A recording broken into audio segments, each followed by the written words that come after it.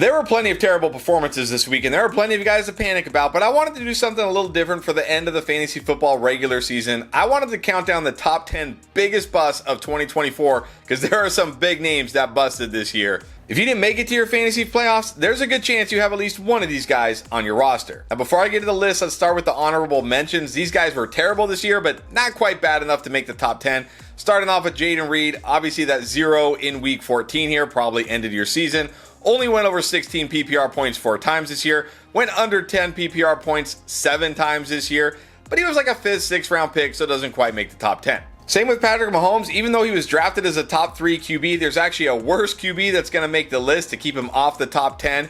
But still did not live up to his expectations. Only the QB 12 in terms of points per game, behind guys like Brock Purdy, Sam Darnold, and Bo Nix. And then Dalton Kincaid felt like pretty close to a wasted pick, but again, he was like a 5th, 6th round pick, so doesn't quite make it on the top 10, but I do have another tight end that will. And there's Amari Cooper, who was terrible early in the season with Deshaun Watson on the Browns, got traded to the Bills, and we thought, this is it, he's going to be much better, and he really wasn't. He somehow was worse, except for week 14 when he had an okay game, but Amari Cooper, definitely one of the biggest busts, but because he was outside the top 50 picks, not quite in the top 10. And while Devontae Adams did have some big games this year, it felt like there was a lot more bad than good for Devontae Adams, and we don't want more bad than good with our 2nd round pick. But again, he was at least okay a lot of weeks. He wasn't horrible, so he doesn't quite make the top 10. And I feel the same way about Marvin Harrison Jr., another 2nd round pick who probably was more bad than good, but had enough good to stay off the top 10. And then Garrett Wilson was like a borderline 1st, 2nd round pick, but again, I feel like he was at least serviceable most weeks, like at least startable. He certainly was not worth a 1st, 2nd round pick,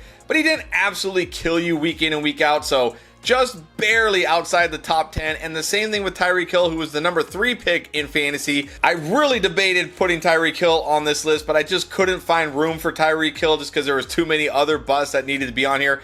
But if I had to rank Tyreek Hill, he'd probably be number 11. Let's start at number 10 with that tight end I talked about, and that is Sam Laporta. Drafted as the number 1 tight end overall. Drafted as a top 3, like a pick in the top 3 rounds, and really was a complete bust this year. Only had 1 week inside the top 5 tight ends. Only 5 times he was even inside the top 10 tight ends in fantasy. Most weeks just killing you, doing absolutely nothing.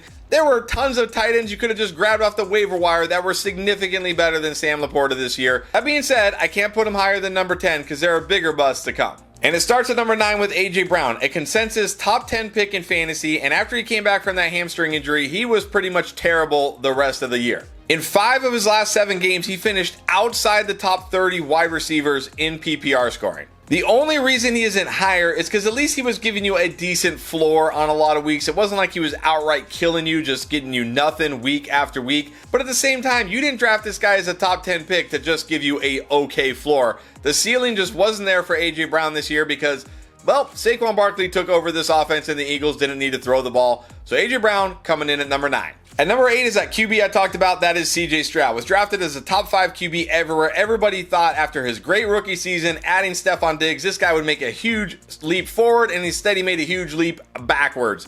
This guy only scored over 20 fantasy points once in your 4-point touchdown leagues, went under 15 fantasy points 8 out of 13 games, and is currently the QB 26 in points per game right now.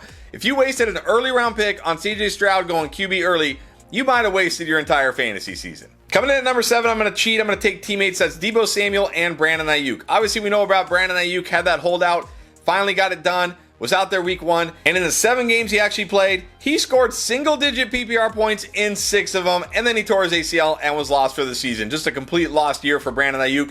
But Deebo Samuel wasn't even better. Even with Ayuk out, he didn't take a step forward. We saw Juwan Jennings take over this passing game. Deebo Samuel only had 2 top 12 wide receiver weeks this year. He only scored 15 or more PPR points 3 times all season, and he had 6 games with under 10 PPR points. Even without Brandon Ayuk, Deebo couldn't come through. Both these guys, huge busts this year. Coming in at number 6 is Jalen Waddle, who I reluctantly put in over Tyreek Hill, even though Tyreek Hill was the number 3 pick and Jalen Waddle was a 4th round pick, but at least Tyreek Hill was okay for most of the season. He wasn't killing you. But Jalen Waddle, after week 1, went 9 straight games with single-digit fantasy points.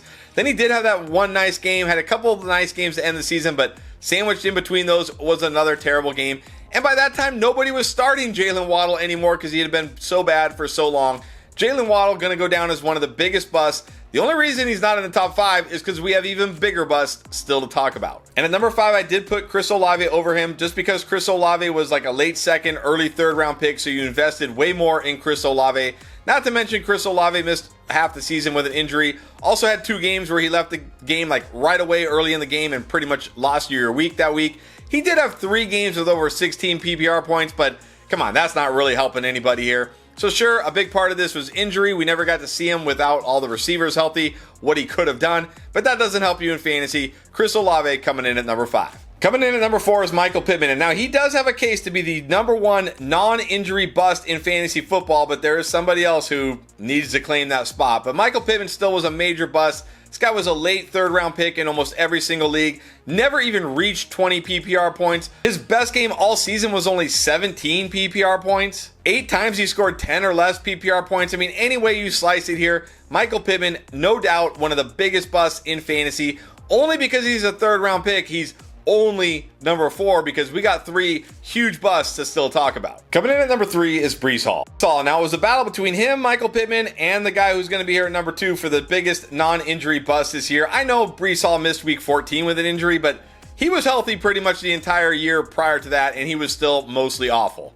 And this was supposed to be a smash year, 2 years removed from ACL, an upgraded offensive line, a healthy Aaron Rodgers, and somehow he got worse than last year. Only went over 20 PPR points 4 times, 5 times he went under 10 PPR points, and down the stretch when you needed him most, he was at his absolute worst, and then of course, didn't even play in week 14 when you probably had a must-win game. So Breece Hall coming in at the number 3 biggest bust. But number 2 and the biggest non-injury bust this year has to go to Travis Etienne. This guy was a consensus top 20 pick, easy second round pick, maybe even top 15 pick in some leagues, and he was literally unstartable for pretty much the entire season. And to be honest, he has a strong case to be the number 1 bust of the entire year this year, but I'm going to save that for somebody else. He only finished as a top 20 PPR running back 1 time the entire season, and that was when he scored a whopping 14 fantasy points way back in week 2. He only even broke double-digit PPR points 5 times the entire season. His backup, I guess his backup running back, Tank Bigsby, looked better than him for a lot of the season. Travis Etienne was legitimately unstartable and in fact is only rostered in 85% of fantasy leagues right now after being a second round pick. That means he's been dropped in 15% of the leagues. That is absolute bust.